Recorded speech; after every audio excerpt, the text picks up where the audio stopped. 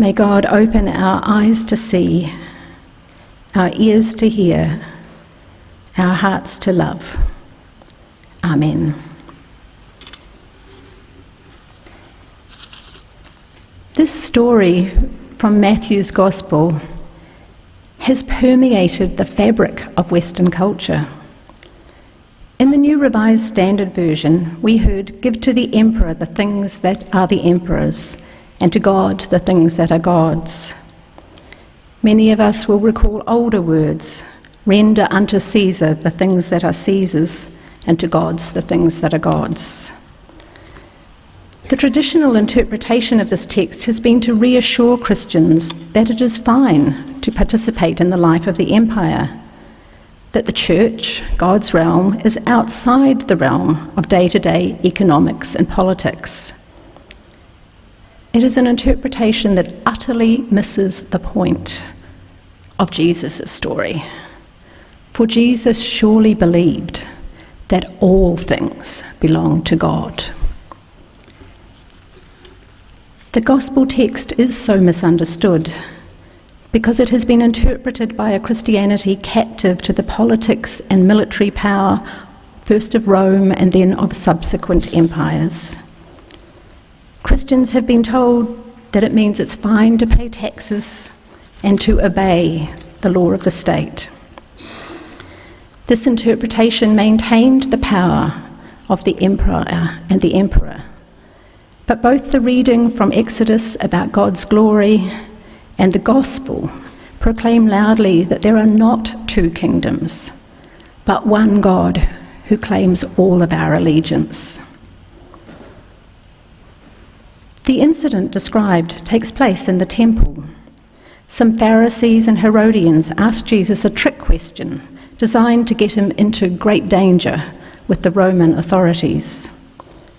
In response, Jesus got the questioners to answer their own question and to incriminate themselves. In Israel at the time of Jesus, people used two different sorts of currency, Roman and Jewish. The Roman coins were the ones that were carved with the image of the emperor, and on them there was an inscription that read, "Tiberius Caesar, son of the divine Augustus." Jewish people believed that God didn't want them to use that money because it was a violation of the commandment that forbade carved pictures of people or animals of graven images. The Romans were cruel rulers, but they were also smart. To appease this occupied people, they let the Jews have their own coins for business and religious affairs.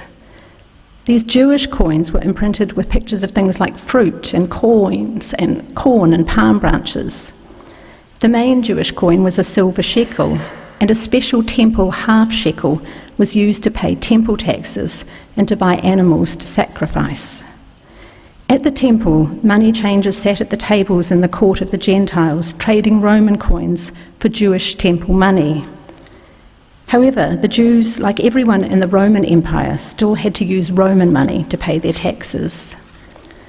The Jewish authorities kept it all quite separate. Pharisaic law would not allow Roman money to be brought into the temple.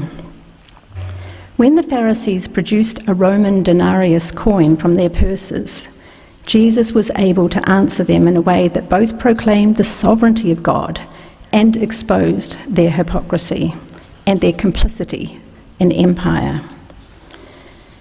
Just in case an onlooker had not caught the trick, Jesus asked whose image and inscription is on the coin. The word translated image is icon in Greek. It was a clear reference to the commandment, "You shall not make any graven image," icon. So while appearing to criticize no one, Jesus' answer delivered a clear message to all of his Jewish hearers. What to the Romans would have seemed like a harmless answer that supported the status quo was in reality a subversive challenge to the entire political and economic system. Now Jesus can flip the denarius coin back to the defeated and exposed religious leaders of Israel with a sting. Every observant Jew understood that everything and everyone belongs to God, even Caesar himself. 300 years later, when the church became the official religion of the Roman Empire, the attitude to church and state relations changed. Jesus' teaching began to be turned on its head, and it was used to imply that Christians had duties to the state that were separable from their duties to God.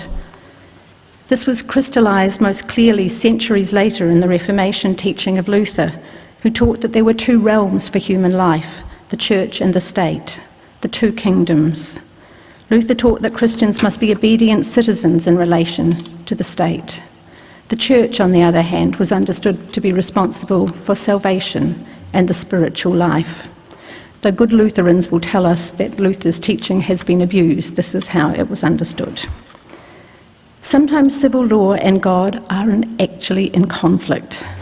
Scholars examining the acquiescence of the German people under Hitler have considered the role of Luther's teaching about separation of church and state, and wondering why so many apparently good people did nothing as Hitler undertook the mass extermination of the Jewish people and the other groups like homosexual people, gypsies and disabled people that he had gassed to death.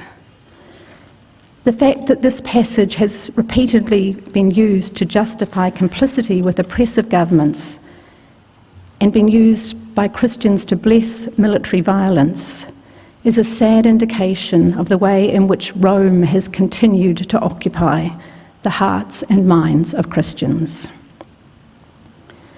Quite the opposite of the equality of God and emperor in separate realms is implied in this text. The coins bear the image of the state, but humans bear the image of God.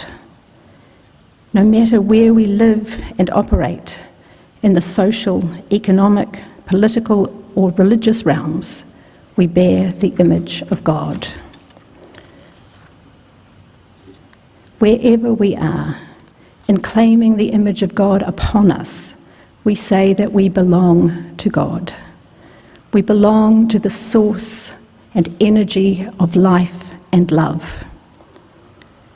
Our loyalties and our behaviour should not switch when we move out of church and into the world of politics and economics. We who call ourselves Christian are called to integrate our social, economic, political and religious lives, not to keep them in separate compartments.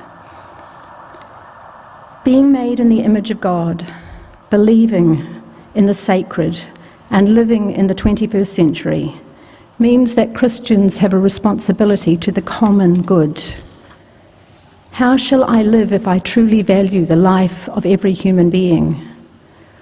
What is my commitment to the sort of life Jesus embodied?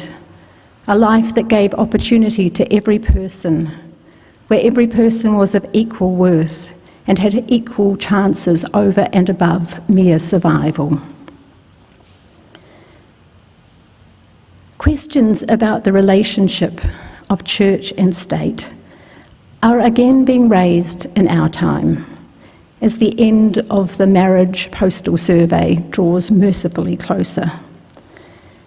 Currently, predictions by pollsters suggest that the yes vote will gain about 59% support, but everyone is also conscious of Brexit and Trump, so please tick the box and mail your survey. At present, there is no legislation before Parliament, but it seems likely that Dean Smith's bill will be adopted. It includes consideration of the relationship of church and state, in that it emphasises the right that clergy currently have to decide who they will or will not marry. It also sets up a new category of religious civil celebrant. This will allow celebrants whose religious convictions do not support marriage for LGBTI people to refuse to marry same-sex or transgender couples, or a couple where one person has intersex status. Smith's bill also enables religious organisations to decline goods and services to an LGBTI couple. So, for example, a church that rents its hall could not be required to make it available for an LGBTI wedding reception. But for religious conservatives, this bill does not go nearly far enough. They want any person of faith to be able to refuse to be involved in any way with the marriage of an LGBTI couple. At first glance, this may seem a reasonable accommodation of religious belief, but it is in fact a very problematic proposal, and it is grounded in a misunderstanding of the relationship of church and state. As Jesus in his time had to face tricky questions about the place of people of faith in broader public life, in our time we must address questions about the balance between religious freedom on the one hand and freedom from discrimination on the other. In a secular democracy, religious freedom necessarily has limits. Churches and religious organisations in Australia already have great licence to discriminate, more so than in other Western countries, to discriminate particularly against LGBTI people in employment and service provision. This was evident when the Catholic Archbishop of Melbourne said that LGBTI employees of Catholic schools or hospitals would be fired if they married when the law changed. While he backtracked from the claim in response to public outcry, he was legally correct that it was in the power of the Church to do this. To some, the idea that conservative bakers or photographers or registry office employees should also be able to refuse to provide goods and services for the wedding of an LGBTI couple seems reasonable. The first response, even from progressive people, is often to respond that no gay couple is going to want a cake baked by a homophobic baker anyway. And this might be true and fine in Sydney, where there are thousands of potential caterers for a wedding, but it would be a different story in a small regional town with one baker, one florist and one reception venue. Discrimination by individuals and non-religious organisations is against the law for good reason. Under a range of Australian laws, a business cannot discriminate on the grounds of race, religion, sex or sexual orientation, because we recognise that those attributes should not impede a person's participation in civic life. As Christians, believing that all people are made in God's image, I believe that we should oppose the weakening of anti-discrimination laws when the Marriage Act is eventually changed. That we should be guided by our commitment to the common good and our vision of a society where all people are treated equally. And recognise that placing marginalised groups in the ever-present danger of being turned away is not conducive to building a tolerant and peaceful society. By its nature, discrimination law prevents people from picking and choosing customers according to their beliefs. The law insists rightly that to reap the benefits of opening a business to the public, the business must be open on equal terms. Religious freedom is the freedom to believe and to practice your faith. It is not unbridled freedom to discriminate. Conservative Christians will be free to maintain and voice their opposition to marriage for LGBTI people, and I am sure that they will do so. But we do need to acknowledge in this public conversation some hypocrisy in the demands. Groups like the Australian Christian Lobby are not advocating that a Christian baker should be able to refuse to bake a cake for a couple who have previously been divorced or for a Halloween party. They are not advocating that a business should be able to refuse to serve an interracial couple. The religious exemptions being sought are motivated by animus towards LGBTI people. Religious freedom cannot mean that one set of beliefs ought to take precedence over another, or that religious ideas should trump non-religious ideas. Article 18 of the United Nations Declaration of Human Rights protects freedom of thought, conscience and religion, and protects theistic, non-theistic and atheistic beliefs, and the right to profess any belief.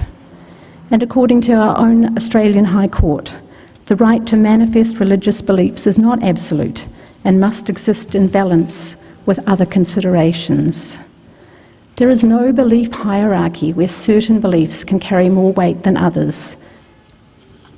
Beliefs are protected until they impinge on the rights of others. Religious freedom does not just apply to those who take the Bible literally. Equally, it applies to the 60% of Christians who support marriage equality, to the 40% of LGBTIQ people who are Christian, and to those who hold spiritual beliefs and those of other faiths, and people with no faith. Promoters of the right to discriminate should be wary of unintended consequences. The hostility directed at LGBTI people by some Christians during the postal survey will surely lead to situations where LGBTI business owners will be sorely tempted not to serve Christians. And conservative Christians would undoubtedly not support the suggestion that a Muslim waiter could refuse to serve alcohol or a Catholic checkout operator refuse to sell condoms. For those who will continue to hold deep objections to LGBTI people, it is worth remembering that there is nothing in Christian faith, in the teachings of Jesus, which forbids Christians from associating or serving people with whom they disagree.